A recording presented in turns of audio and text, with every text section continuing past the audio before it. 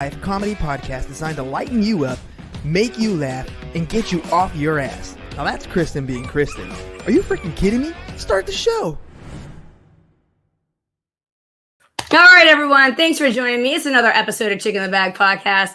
As you know, what I'd like to do on this show is have interesting people on each week to talk about a variety of topics.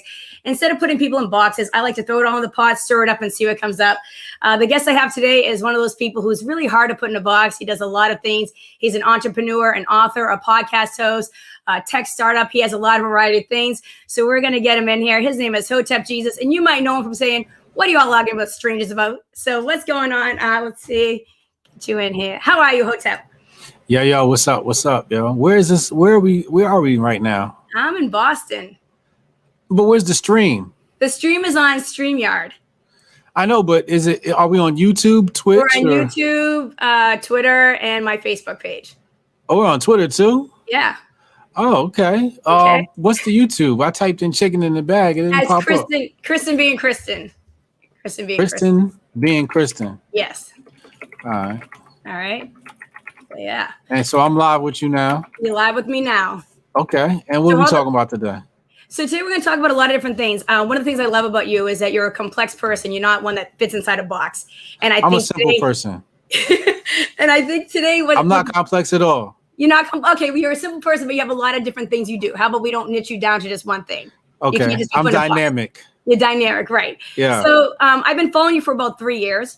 And I really enjoy your content because you talk about a variety of topics. You keep it real. You're a straight shooter, and there's no bullshit with you. And I think what happens with society today is a lot of people will just go on people's social media feed and be like, "Oh, this person said this. I'm not talking to this person. I'm not going to follow this person." But I think when we do that, we miss out on a lot of other things about a person. You know what I mean? Like I've seen multiple podcast guests that you've been on. And then I also watch your podcast, and I always will say, even if I don't agree with everything you're saying, I always find something interesting or something to go back and learn. Okay. You like that? That's good. Yeah. Okay. And I think that's what it's all about. So I think you and I have some similarities. A lot of people probably wouldn't think it like you're a man, I'm a woman, you're black, I'm white. But your earlier days, working in tech, and you worked in the entertainment industry, you worked with 50 Cent with the launch of his energy drink. Yeah. Right. And I think there's something interesting you said about that. You kind of got a lot of notoriety from being with 50 Cent, but then you kind of decided that I don't really know if I like this entertainment industry. It's a little shady. You know, I feel the same way. I moved to New York at 22, thought I wanted to be in the entertainment industry. And then I was like, it's kind of shady. It doesn't really feel good to my soul. And I kind of walked away. Yeah. And I think you said you went through a spiritual awakening. You've done a lot of things, Hotep. You have a lot of knowledge in tech. You mentor young people. You're all about equity and stuff like that. Can you talk a little bit about your backstory and some of the industries you've been in? Because you have a long-term goal. I was a Boy Scout. No, seriously, I was a Boy Scout at one point, man. I think they did Weeblos, and then we did Boy Scouts. That was pretty cool. So you had to sell. No, Girl Scouts sell cookies, right? Yeah. I think we sold candy. I forget what it was, but I remember we collected canned goods. We went around, we had to collect canned goods. Anyway, the point of the matter is you got to be an entrepreneur. You got to be willing to sell, And I was that guy that was always willing to sell. I sold candy in college. I was trying to sell any and everything if I could make an extra $1, and I wasn't even doing it because I needed the money. I was doing it because I got a rush out of flipping money, So I was born a hustler, so some people ask me and say, hey, what if I want to become a hustler? Can, somebody who wasn't born a hustler become a hustler? I'm like, absolutely. It's just a set of habits, and it's a way of thinking. I try to stay busy. If I don't stay busy, then I'll be stagnant. Stagnant water grows mold. Right. Totally true. Yeah. One of the things I saw in an interview with you, you worked with some companies in the beginning, helped them out with their social media, like the social media, the digital portion of it. Yeah. And then they didn't believe it was you when the things got better, and you're like, I gotta have equity. So can you talk a little bit, like, for people that are starting off, a lot of people don't understand the importance of equity or having a skin in the game, like your own piece of it. Do you understand? Can you explain that to like some young people? Yeah, I think you got to be qualified for it though. Not everybody deserves equity at a startup. Okay. I think you have to know your worth and know your expertise and have had some amount of success in some area independently to really be able to boast the ability to go from 0 to 1 in a startup. But for me, it was several dozen of startups, that I worked for to really, get that experience in that industry, software, tech, mobile apps, AI, gaming, SaaS. So I was in a bunch of different areas, and I think it comes to a point where you're not even speaking like an employee anymore. You're speaking like a board member. You understand what's happening at the board levels. You're asking the founder things like, what's the moat on this? And seeing how they respond. And, and then once you start leveling up at that level, I think the other thing too is, when you get equity, you're not getting no cash flow. You're not on the salary. Right. Some people can't sustain that. So I think you have to get to the level where you have enough cash flow to be able to play that game. Right. It's a longer game. It's not the short game. You're in it for the long haul. Yeah. You're playing the long game here. So you're not going to get any cash from these startups. And I think some people can't do that. I'm able to do that. I'm able to come to the table and say, hey, I'll help out, give me, some equity, and you don't have to pay me for my expertise, but put me on the cap table. And I think when you have a valuable skill or set of skills and you can leverage them, you absolutely should. Does that mean every deal you want to take equity? No. Some deals you might want to take cash. Right. No. So you see what works best for you. How did you get so involved in understand I think it's fascinating. I got your book, Dominate Twitter, because I really think it's interesting. I think social media is fascinating. It can be used for good things or bad things, depending on how you want to handle it. But there's definitely a skill set that comes to understanding how to really know how to play the game. And I really feel like each platform has kind of a different language that you speak. And so I got this book. How did you get so good at understanding the tech side and digital marketing? Oh, man, because I've been around since day one. I was playing around in the chat rooms of AOL in 96. Oh, let's go. I remember pushing my homies Visual Basic software. We had hack software, it came with scripts and it would do certain things. And so, I'm very familiar with that space. When Black Planet came around, we were dominating that. I was doing like native advertising on Black Planet. And doing inbound marketing and and then MySpace came around and I was doing much of the same, except MySpace had much more functionality. So I had my own record label and my own art studio. So that type of situation was happening for me. We were just a content generation machine. And then I never really did like Facebook. And then Twitter came about, and then I moved to Twitter, and then that was in 2009. So, talking about 11 years of experience with the platform. But after a decade on a platform, I kind of knew it, and I wanted to not only show people that, but I really wanted to do a brain dump.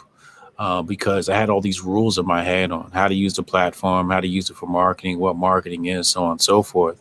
So I wanted to do a brain dump just to clear my own mind. So that's why I wrote the book, to really dump it out and then put it out for sale for people to indulge, man. Yeah. Hotep, you're also an author. You've written 3 books and you sell them on your own website, right? briansharp.com. Now, there's a lot .co. What is it?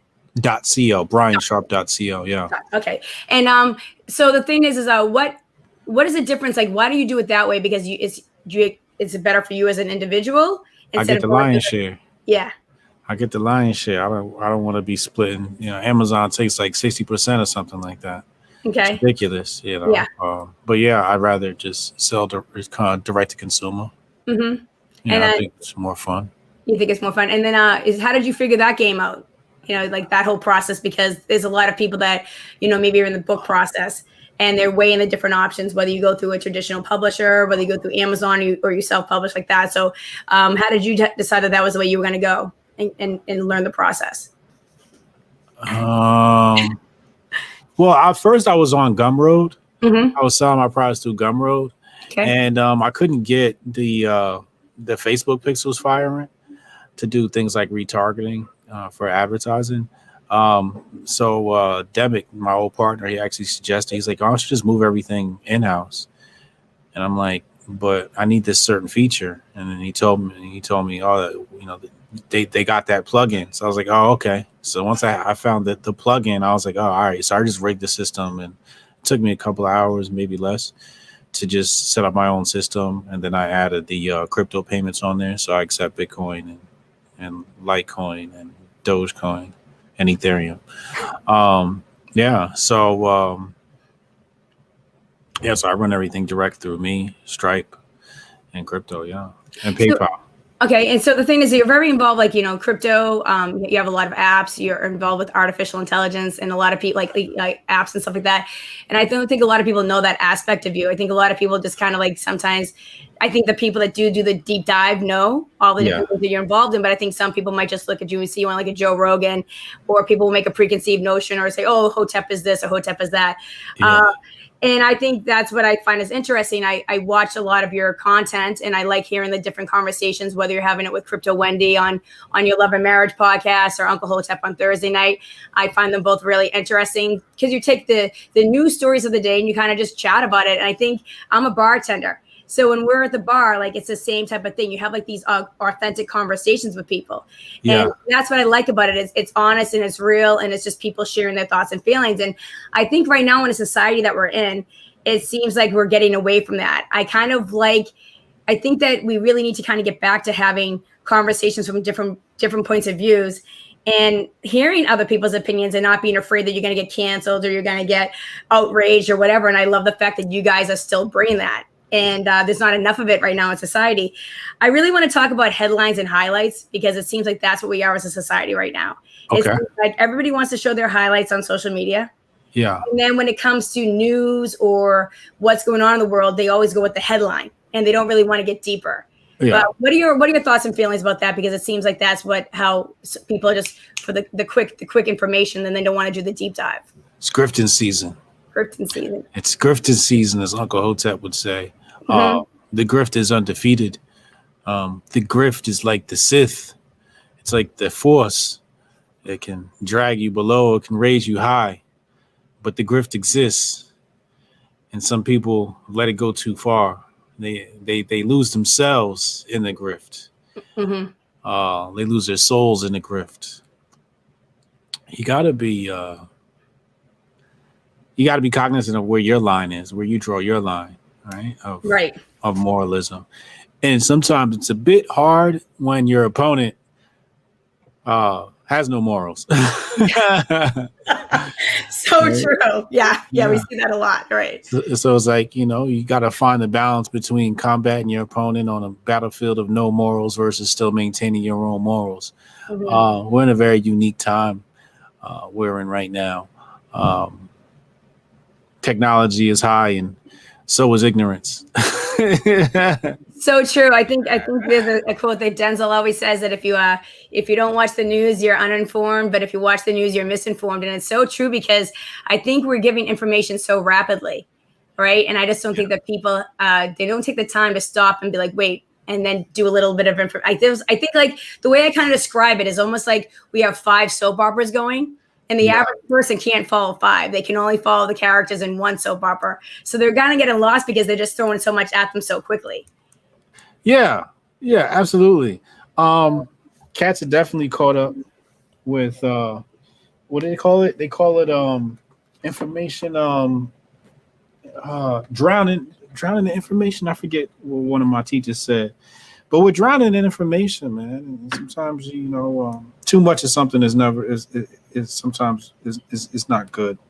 Right, because it comes so rapidly, and then people don't have the time to actually digest it. And it's about the prioritization of things, and that's where things get fussy because it's one day it's this problem, tomorrow it's another problem. It's just like, well, which problem are you going to tackle? Because tomorrow there's going to be another problem. Then next week there's going to be another problem. There's always going to be new problems. So at what point do you say, hey, look, here's we're going to set up shop and we're going to tackle this problem, right? Right. And then sort of block out the rest of the noise. That's where I'm at. I know my way forward, so I block out most of the noise and stay focused. I try to keep my ear to the streets. We see insurrection happening in Cuba. We see insurrection happening in South America. Um, the president of Haiti was just assassinated. Yep. So I try to keep my ear to the streets and pay attention to what's going on. But the crazier it gets in the media, the less I pay attention. Right. And it's so important because I think we've seen that this past year. It's so easy for people to just get sucked into the television and just sit there and listen to all this information thrown at you. And then your brain just gets overloaded. Like one of the things I had to do this past year is I had to shut the TV off. I was like, man, this is just like polluting your brain, man. Just shut it down.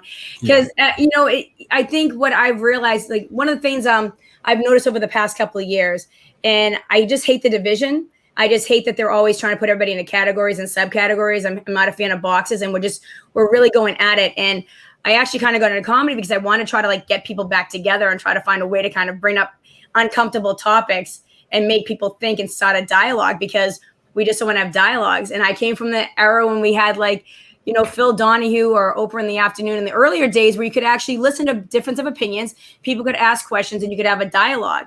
And now it seems like what we're doing with dialogue is we're only giving one menu. And I think that if we ever did that, if we ever do with food, what we're doing with like, what you can say or what you can share or what you can think, people would flip their shit. But when it comes to like them telling you what you can and can't say, they don't seem to care. And I'm like, are you not paying attention? Like, but if they take your fucking French fries away or your fucking coffee, you're going to have a fit, So it's kind of an interesting time that we're in right now. But one of the things I love about what you said is I'm a big fan of like, what is the solution? You know what I mean? Like, I always want to understand what the problem is. I'm like, all right, well, what are we going to do about it? And I think that's what so many people aren't doing. We're talking a lot, or we're typing away on computers, but we're not really actually taking action. So I like the people that are actually bringing ideas to the table that are say, okay, why don't we start with this and then go from there? Yeah. Sometimes I do these interviews and sometimes people ask me things, and in the back of my mind, I'm like, I really don't care, like, because, what's funny is the more you educate yourself, self-educate yourself, the better understanding you have, the less emotion you devote to some of these things. At first, you're going to have a huge spike in emotions, especially when you're new to the information. But as you get deeper and deeper, you start getting a more global understanding of things and how the pieces fit together, as opposed to studying things fragmented. I wrote a new book. I released my new book recently, The Patriot Report, and that thing, it cleared up a lot of, just doing the research for that book cleared up a lot for me and understanding, where some of these money atrocities occurred, when they occurred and how they occurred. And, so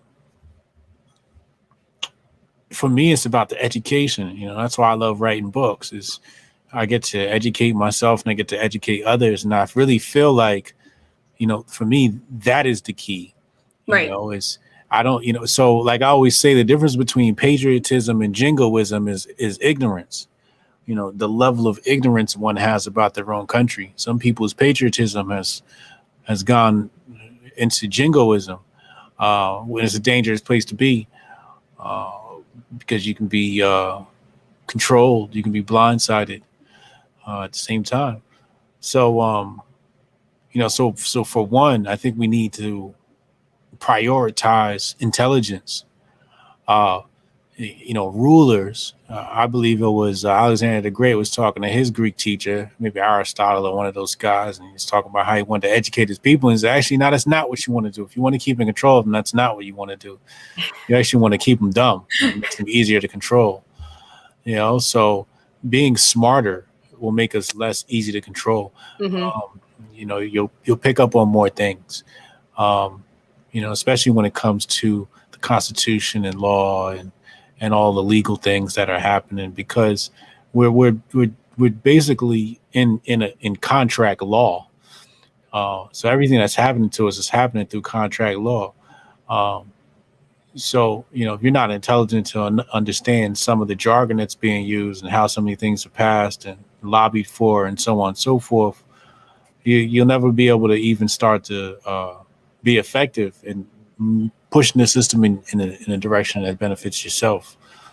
You know, because a lot of people are fighting this battle on Twitter, and it's like some of these battles can be fought right in your own courthouse, like locally. You know. No, that's what's so important. I think that's so interesting because I think that's what a lot of people don't realize is they don't realize, like, I mean, I think when I was a kid, what do we have those cartoons on the Saturday afternoon, like Conjunction Junction, what's your function? And like, I'm just a bill. And like, we don't have that anymore. So a lot of people don't even really know the specific rules of just how a bill is passed or how legislation is done. And I think a lot of people are really pissed off. I'm like, but you know, are you getting involved in your community? Are you getting involved in like understanding the law? And I think that's really important because so many people don't know that. So if you don't know that if you don't know the foundation, then how do you sit there and even understand how to make the change?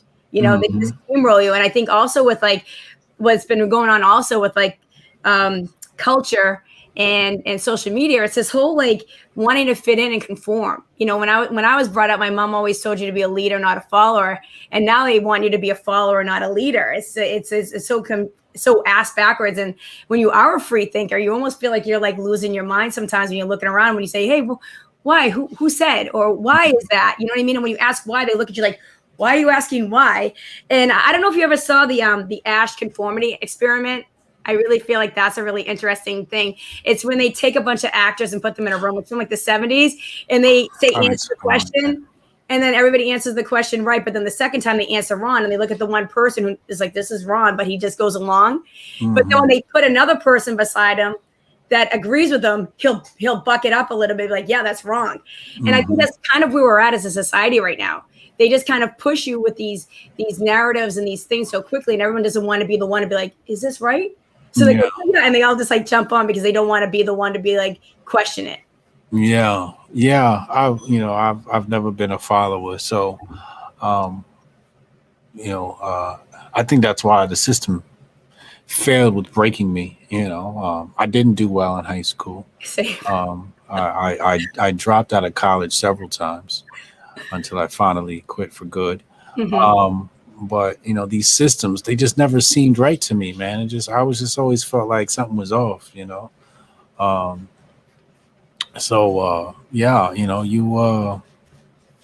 Sometimes you got to know how to follow your intuition.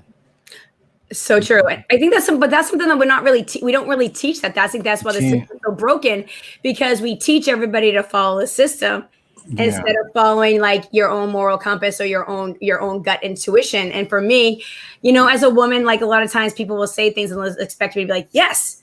And I'm like, no. And I'm like, because for me, I like to look at a situation on both sides of the topic. And then I try to say, where do I sit where does that sit in my stomach? And I digest it. And I'm like, okay, this is where I go on that. And I think that so many people don't do that. And they just go, well, this is what I'm supposed to do.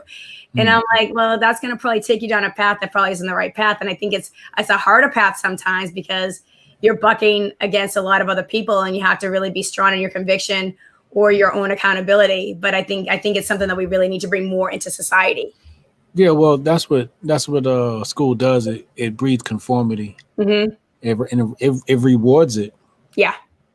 You know, very dangerous place to be.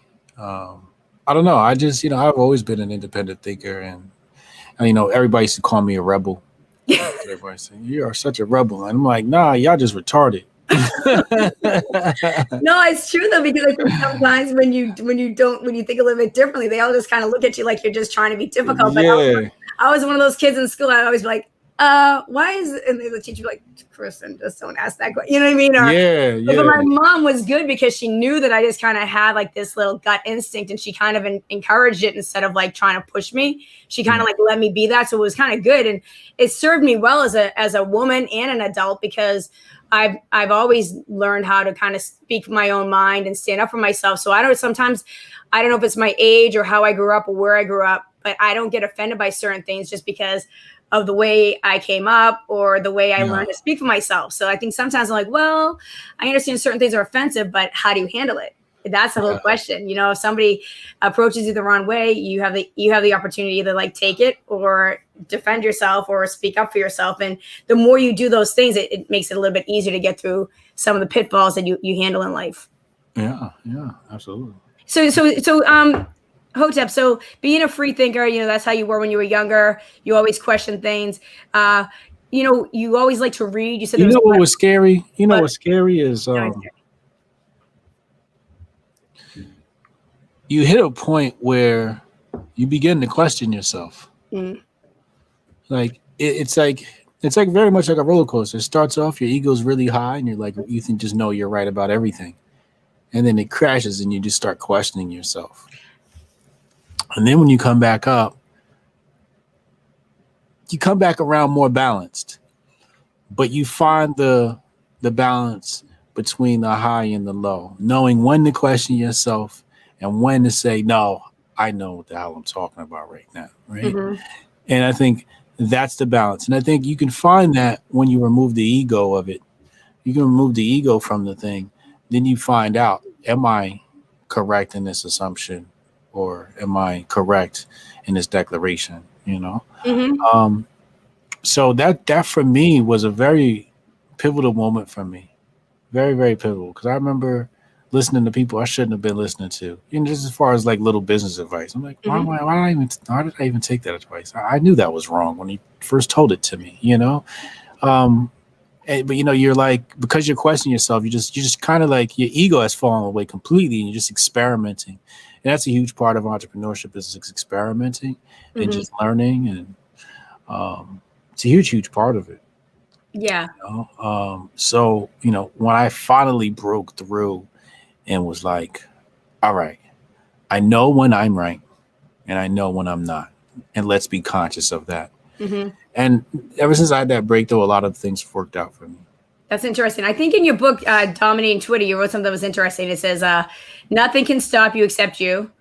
Every barrier in your life has been put there subconsciously, and your reality is the one you create. So I think that's a really good point. I love that, because I think it's so true. I think so many people, I think looking at society, we're always looking at other people to tell us what to do, or we're looking for other people's approval when we want to try to start something. But if this person's afraid to do something, why are you even asking that freaking person that's going to a 9 to 5 that just feels comfortable? They're not going to be the one that's going to be like, yeah, you should do your own thing. And I think that a lot of times when it comes to like the barriers in our life, it's easy to blame or complain, right? But sometimes you have to kind of like step back and, take accountability. Okay, like this is a situation. What am I going to do about it? It's been here. I'm either going to face it and get over it, or I'm just going to keep letting this stop me from what I'm trying to do. And then I think if you really want something, you've got to create the reality that you're trying to do. Those are some of the things that you use in your own life to kind of get to the point that you want to get to. What do you mean? Like those are those things that you live by when you said that. Yeah, I mean, when you take a look at your life, who can you blame but yourself? Mm-hmm. Right. So, when people talk about things that have gone wrong with them, you did that. Nobody else did that.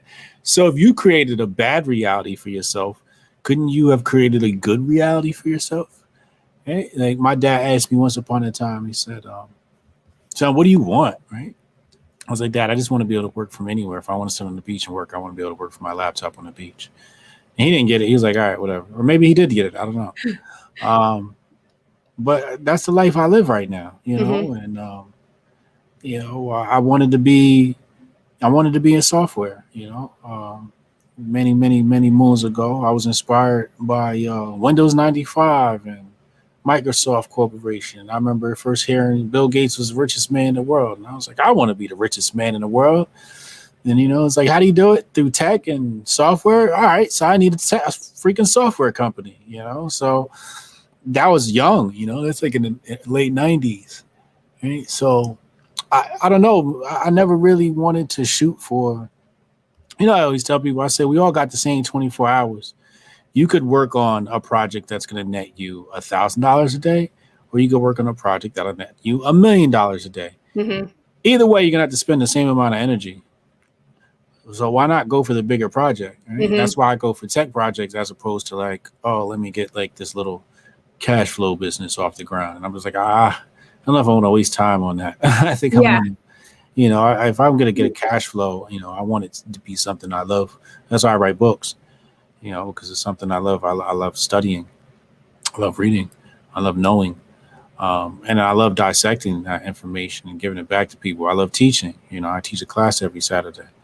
Uh, but the other thing too is, outside of education is you mentioned the word culture.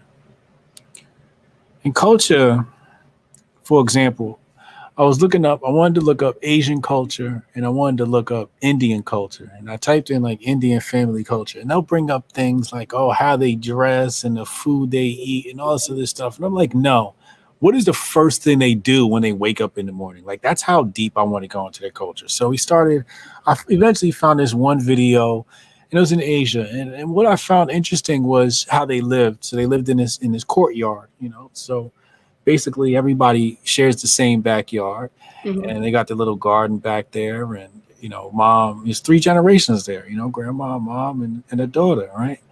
So it's that communal lifestyle too, which I thought was rather beautiful, whereas with us, we tend to say, all right, you go away, Right. and you go away, and we separate the family and we all live in different parts of whatever. Right. I always thought was kind of odd. And then they say things like the woman wakes up in the morning, she makes food, and then everybody eats together, but nobody's allowed to eat until we all eat at the same time. So it's not like, hey, mom's doing something and we start eating without her, right? Right. So like, just these little details about our life is what we got to start looking at. Right. Because progress is nothing but a series of many steps. Everybody thinks that success happens because of some meteoric explosion, some rocket ship that's going to take you out of space immediately. That's not how growth happens. Growth happens very slow and very inconspicuous. So, you take those little steps and start micro analyzing your life and making those adjustments little by little. And then with the kids, I was studying the culture again, and they were talking about with the Asian kids, and instead of like pushing them to math and reading immediately, the math and reading is really a part of the code and conduct and honor. So they're instilling honor in the children before, they start dealing with the different curriculum and social studies, so to speak. Right? It's like, here's honor, and here's how you're supposed to respect each other, and here's how you're supposed to live in your quarters, and you clean up and dress and all of that stuff. So, when we think about the problem is generational. So you and I aren't going to fix it. The only thing we can do is leave a capsule behind for the next generation to, work with. Even Orwell talks about that in 1984, about how, we'll be forgotten by the time the successful people come about and sort of deteriorate communism, so to speak. No, I love that because I think that's so important because I really do believe like children and I think 2 of the things that I like most is elders and children, because when the elderly, like, having my grandparents around and sitting around the table, I think there's something about being around the table and hearing stories. It's kind of how you learn about your own family, you learn about the past. And I think you have to understand the past, because if you don't know the past, it always repeats itself. Yeah. And with children, what I think is so amazing about children, as we become adults and we start to get caught up in that whole adult heaviness, children kind of bring that excitement back to you. Watching through a child's eye kind of makes you kind of remember what it's like and kind of reignites like that fire in you sometimes to kind of say, oh, I love the wonder, I love the dream, or I always want to do that. Or I remember that I used to do this, and you kind of sometimes get back into things. And I think it's fascinating that we just don't even, in our culture, we don't even really pay attention to that. Like we just throw them away and or like, we're just like, oh, it's a pain in the ass. Like, so many people with their kids, it's like, well, you don't have to have children. I don't know if anybody told you that. Right. It's a responsibility. It's a sacrifice. And one of the things that I think I like listening to sometimes talk about is kind of like matriarchy and patriarchy in the family, like the family setting. And, I'm a strong woman, but I'm also a little bit traditional when it comes to my home life. And I think it's so funny that we're pushing away from that, because I think that there's something beautiful about that. I think there's beautiful of having a partner, and that you kind of have your own strengths and weaknesses. And it doesn't mean that you're subservient if you do nice things for your husband. And it doesn't mean, you know what I mean? Like sometimes my husband does nice things for me, and it's kind of what a relationship's supposed to be. And we don't really show that in society anymore. You know what I mean? Like, there's really not a lot of examples of it. I mean, if you look at what kids are watching nowadays, the kids are smarter than the parents. Parents are fools.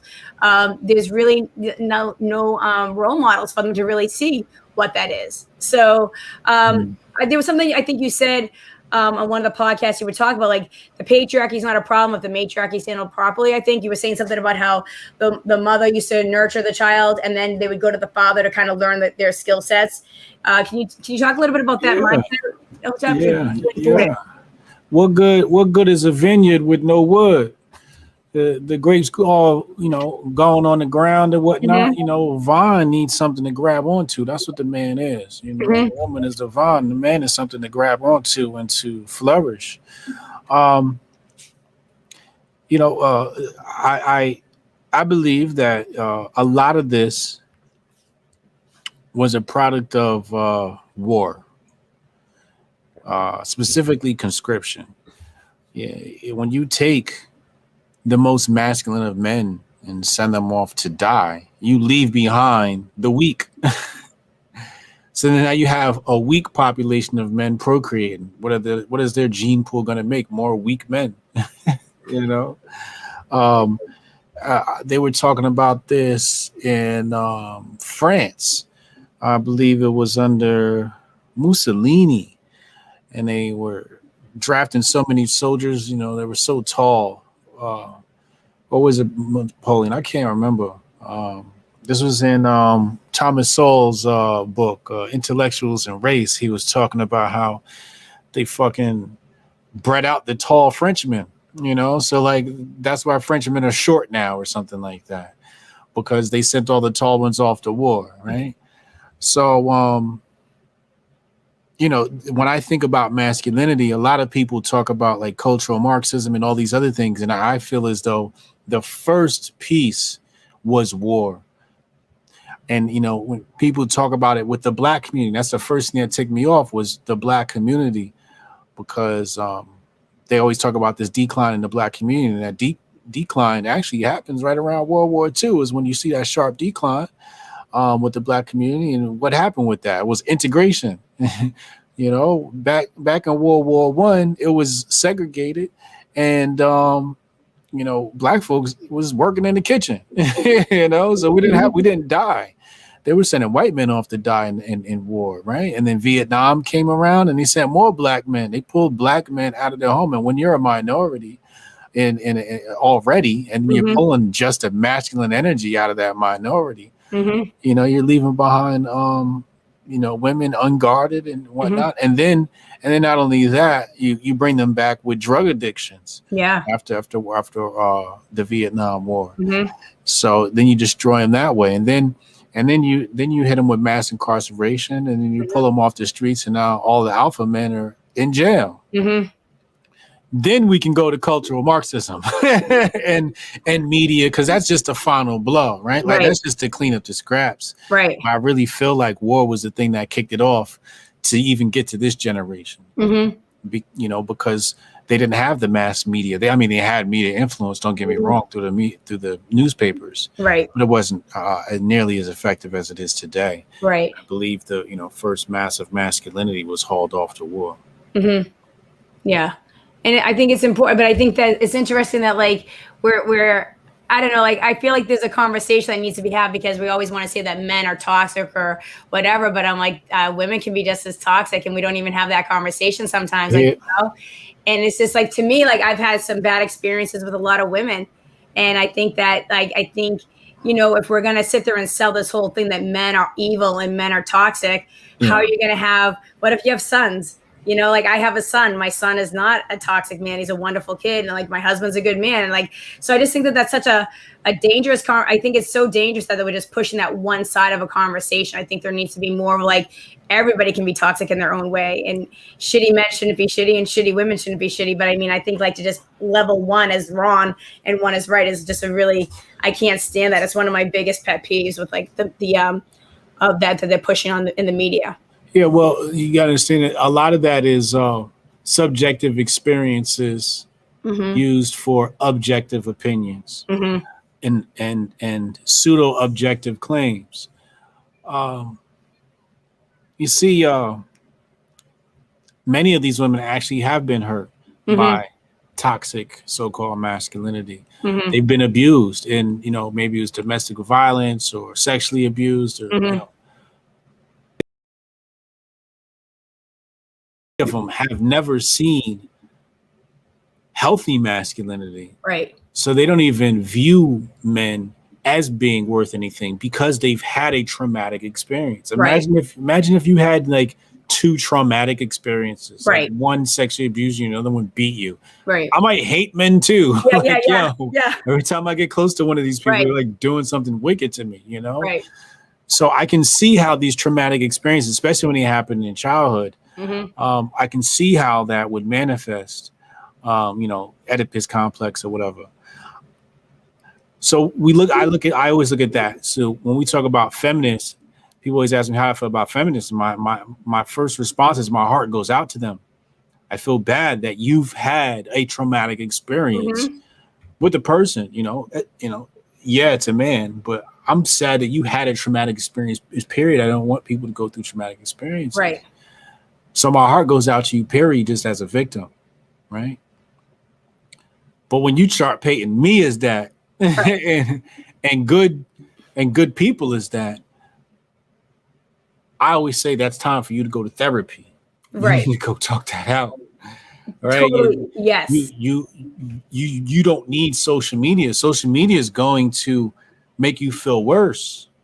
You have some people that are committing suicide out here, and a lot of it is driven because of the pressures of social media. And when you put that type of energy out into the world, that negative energy, you'll get it back. 100%. And that could start weighing in on you, and you can start weighing in on your conscious, and you start losing sleep, and then you have biological, mental degradation, and then next thing you know, you want to take meds, and now you're addicted. And, this thing can go many different ways. Yeah.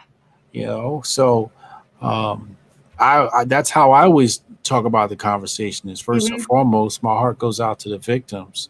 Second of all, if you need somebody to talk to, I'm here.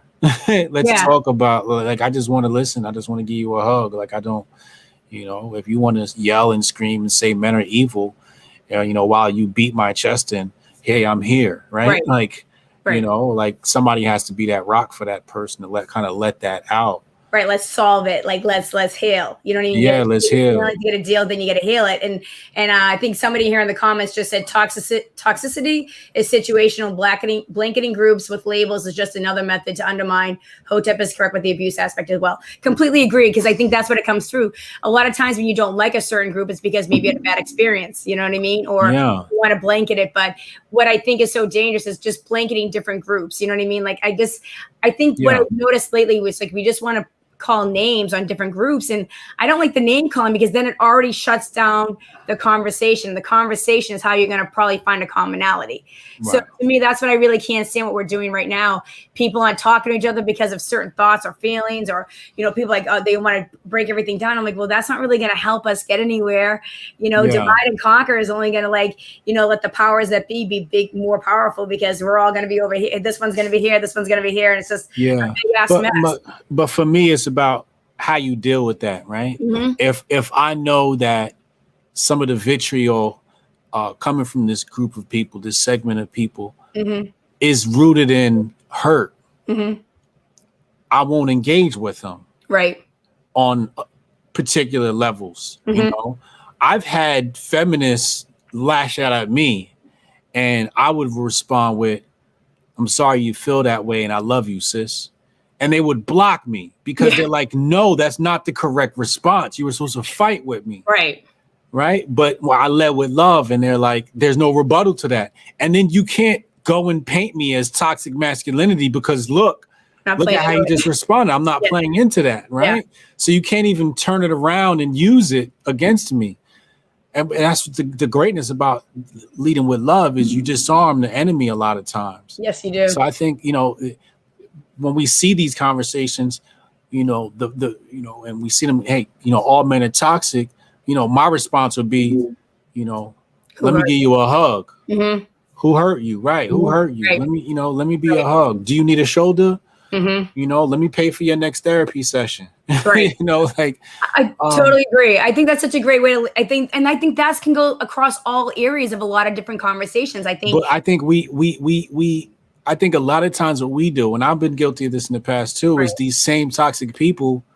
We respond in a toxic manner back. Right. We lead whole campaigns, and really, we're leading whole campaigns against their campaign feeds their campaign gas. So we got to be careful sometimes, because when you create an opposition, you create its polar opposite, and they become very powerful off of each other. So we got to be careful with some of that stuff, because you can create a monster. Oh, 100%. And one of the things I love you always say on Twitter a lot of times, like, what are y'all arguing with strangers about? Yeah. And I think that's such a great comment, because I sit there and I always say to people, like, I just don't know if you know this. If you don't like something someone's saying, you can just keep scrolling. You do not have to fight with every single person and every single thing, because I think, and especially now, so many people have dug into certain things. Like, they literally believe things a certain way, and you're not going to really change their point. You're not going to win by just battling with somebody. You know, so to me, I don't waste my energy. I will read what somebody says, and I'll maybe think about it. Maybe I'll go in and research a group or research a thing that they said, but I don't sit there and fight with them about it. And I think it's so funny, because that goes back to headlines and highlights. You know, people just want to troll, or they want to start a fight, like you said, or get a rise out of you. But I'm like, you know, it's such a different society now, because you can just sit there and type something. You know, years ago, you'd have to say it to someone's face, and then you'd be able to discuss it, and then maybe you would find a commonality, like at a bar. You know, for instance, two guys could have a conversation, they could start like getting mad, and then before you know, it's like, ah, fuck it, cheers, and get this guy a beer, and they'd be over it. But we don't do that anymore. Now we just really hold on to like these words on screens and really go after it. And another thing that I want to talk about is you were saying on your podcast with the John Core Project the other day, something was wrong that they texted and they took it down off the page, and they said, oh, that's really important to double check before you put things out. And I came from a generation where if you put the wrong information out, there was an accountability. Now, the Wild Wild West, you can basically put out misinformation all day long, and nobody knows what they're getting that's right or wrong. What is a way that, you know, you could maybe think for, how do people find the right information sometimes and not get pulled into like the wrong information? Is there? There's no such thing. There's no such thing as right and wrong information. Okay. Or okay. Real? You have just information. It's just that you need to always have counter information. Great point. You know, if you don't have counter information, you can never really test the validity of said information.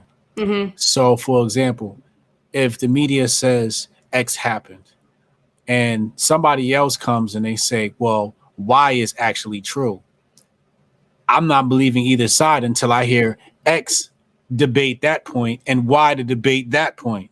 And if there's more points brought up, I need them to debate that too. And that's my problem with the medical conversation that today is they're not allowing a debate to happen. And that's how I go, oh, you don't want to debate your information, which won't allow me to attach a counter, which makes me go, this isn't information, this is misinformation. Anytime somebody doesn't allow counter information, because counter information is supposed to create balance, it's supposed to create a full picture. Correct. And I want to see the full picture. Okay, you believe this is great? Cool. I don't want to disagree with you. What about the counter? Show me the counter argument. Have you looked at the counter argument? No? Well, let's take a look at it. Oh, you don't want to look at it. That's a problem. Right. I can't trust you. I want to know all information. Same. And I don't even want to believe any of it. I just want to understand them, how they exist with each other. I understand the conversation. You see what I'm saying? Oh, 100%. I see what you're saying. The information can be inside a conversation and they'll be diametrically opposed to counter arguments.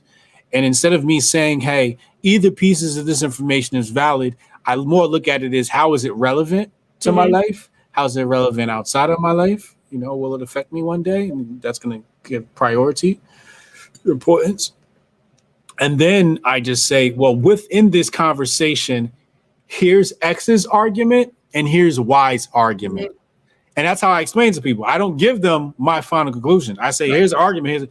And then you can come and ask me, well, what do you think of this information? I'll be like, well, X is some bullshit, right?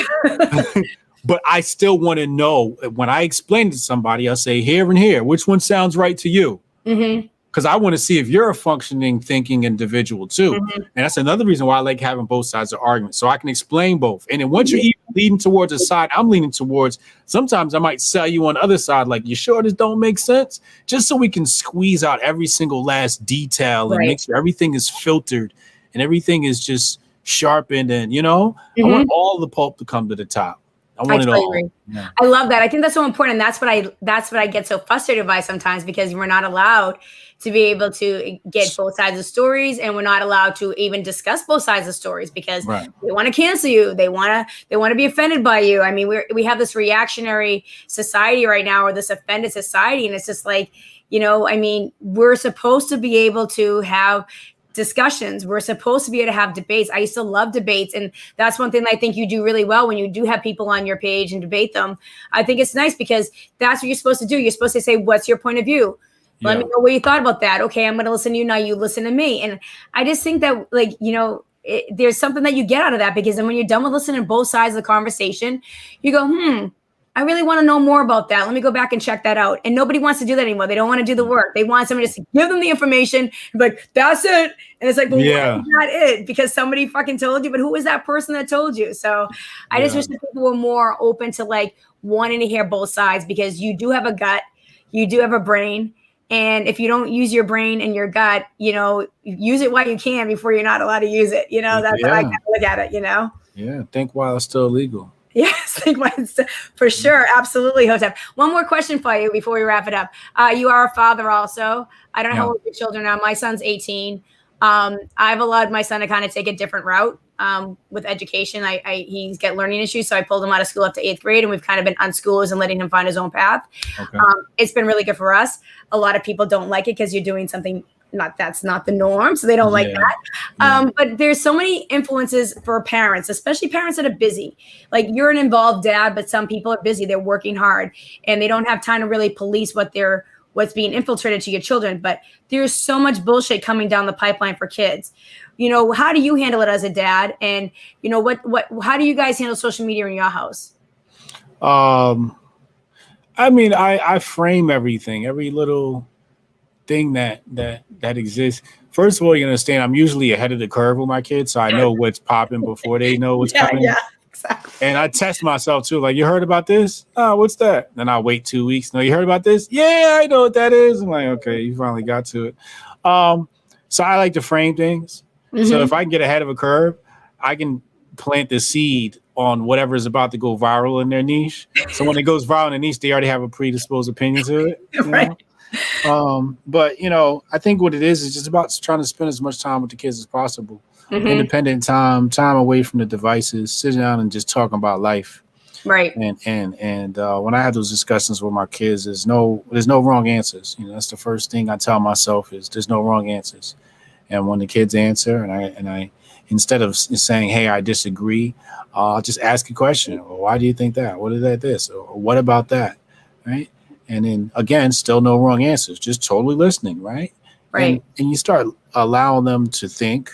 That gets the neurons firing, and starts developing their thinking, starts making connections in their brain. You can have really great discussions. You can start connecting with your kids. So, that's my approach to it all. And, even we might sit down and watch like a 30-minute clip of some Thomas Sowell or some Walter E. Williams, and then discuss afterwards. And, hey, what do you think about this? What do you think about that? You might read a couple of passages out of something and, get their thoughts. But, it's just really encourage them to see. The thing is, a lot of kids are afraid to speak up because they're afraid to be wrong. Right. And they're afraid to be judged. And so when my kids speak up, if anybody sort of violates that unsaid rule of like making fun of them because they made that answer, no, let's hear that out, and I love that. And I defend that person, and I say, let's go in, and we find out there's actually some deep thought to this thing that we thought was so weird, right? Because underneath the weirdest thoughts, you find the most beautiful gems.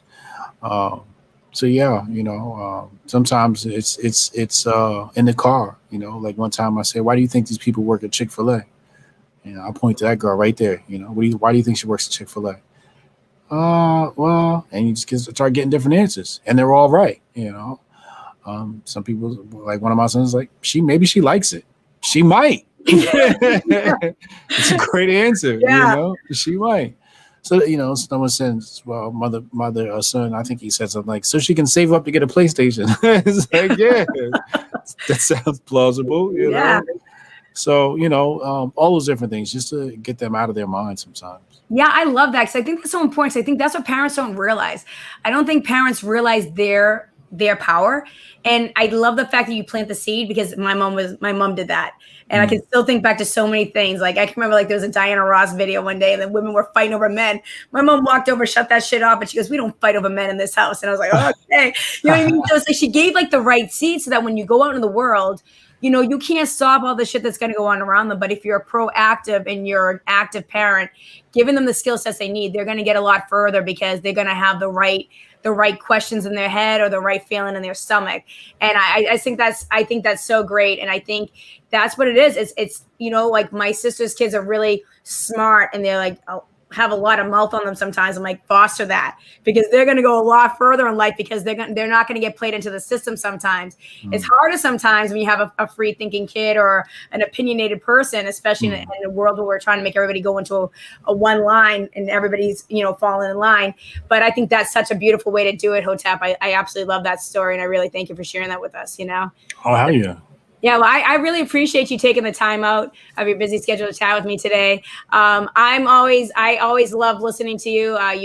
You're on so many different people's podcasts, and so I love hearing those conversations because I find something out new about you, or I find something out new just watching it. And then I also just love listening to you guys chop it up on the Hotep and Told You because it just reminds me of two friends sitting in like a room just like chatting about, oh, you see that thing on the news today? Oh yeah, that's and it's just like. That's how we talk sometimes when we're with our friends or you're just kicking back and relaxing. I love the authenticity of it. And I don't know, it's always fun. So I hope everybody that if you don't know Hotep, check him out. If you do, then thanks for tuning in.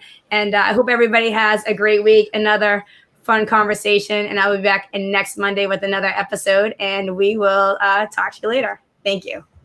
Bye-bye. This episode of Chicken in a Bag is over. She's got to get back to being a mom, wife, bartender, therapist, comedian, real life stuff. But you can catch more episodes of Kristin being Kristin on YouTube. Don't forget to subscribe. Catch you next time.